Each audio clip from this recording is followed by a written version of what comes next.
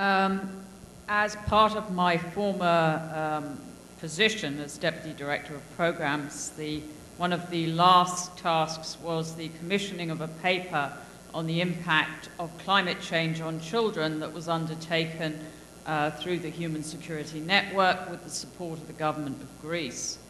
So I'd like to go into some of the outcomes of that paper. I do believe it hasn't been made available to all of you. So I'd like to just outline how this is a threat. This is a present threat. This isn't a future threat. This is a present threat to, obviously, the security and well-being of children. Next slide, please. Next.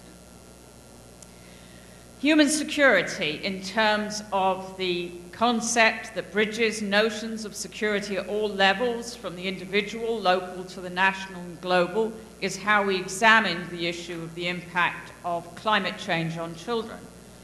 It obviously offers a valuable lens through which to examine the impacts on children and to integrate the climate change and development agendas. Next slide.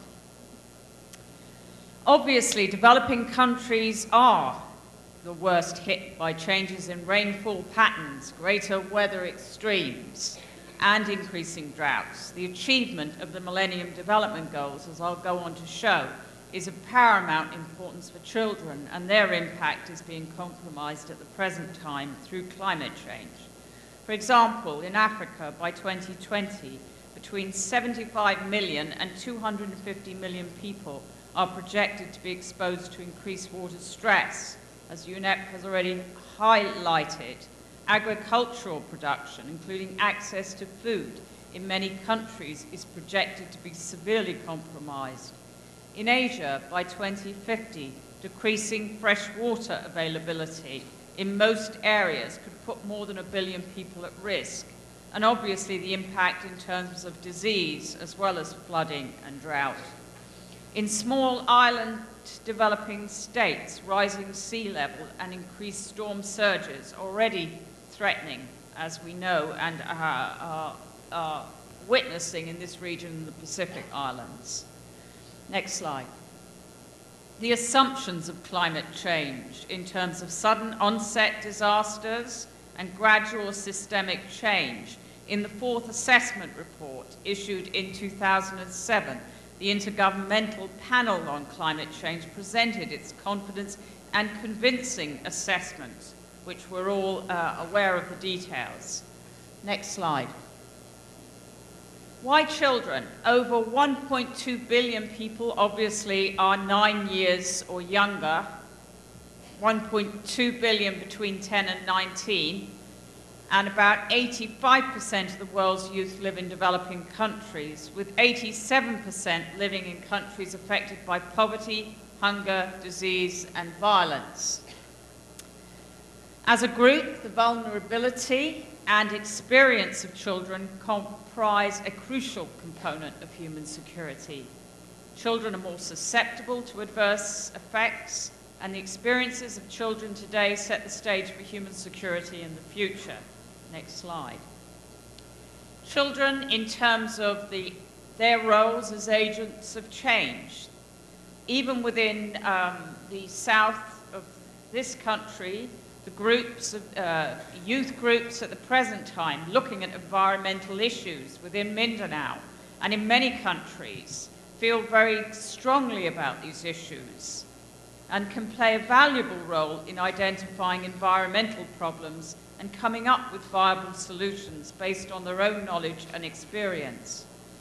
In developing countries, children are often better in touch with their physical environment as compared to their counterparts in industrialized countries.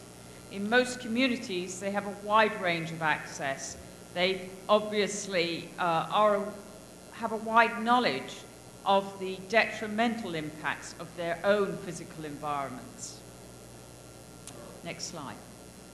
The complexity and integration, impoverished populations without access to clean energy, the rural-urban divide, age and gender, international and intergenerational justice,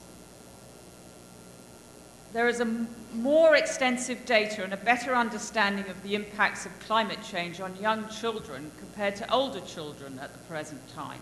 As a consequence, it's more difficult to communicate the effects of climate change at the present time on older children. Gender is a distinguishing attribute, since in many regions, boys and girls have different lifestyles and responsibilities. These differences inevitably point to different types of vulnerabilities for girls and boys in the face of climate change, and social and cultural preferences play a significant role in terms of the impact on girls and boys. Next slide. Next. The direct impacts of climate change on the physical environment, generating a range of conditions that are potentially devastating for families and children. Most of these changes are chronic and debilitating, like deforestation, desertification, and drought. Gradual deterioration of the physical environment is less visible in terms of, obviously, rising sea levels, heavy precipitation, flooding, and water security, rising temperatures, droughts and desertification, extreme weather events, deforestation and biodiversity. Next slide, please. If one looks at the impact in terms of health and well-being and social and economic impact, obviously food security and undernutrition, decline in children's access to education, water security, diarrhea and other water-borne diseases. Already there's an increase in this region in terms of dengue fever in many countries, including the Philippines. The displacement and migration of families, trafficking and maltreatment.